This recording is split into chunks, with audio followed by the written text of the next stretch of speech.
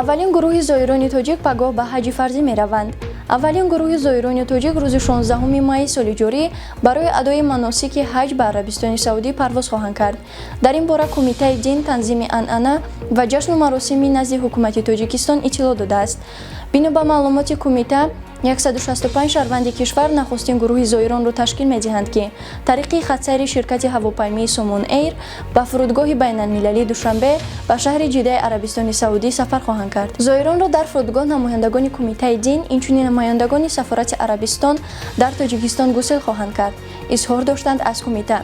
Барои соли 2025 Арабистони Саудӣ ба Тоҷикистон 7000 квота баҳри адои ҳаҷ дудо кардааст. Арзиши умумии хизматрасониҳо дар доираи сафари ҳаҷ барои як нафар 56800 сомонӣ муайян гардидааст.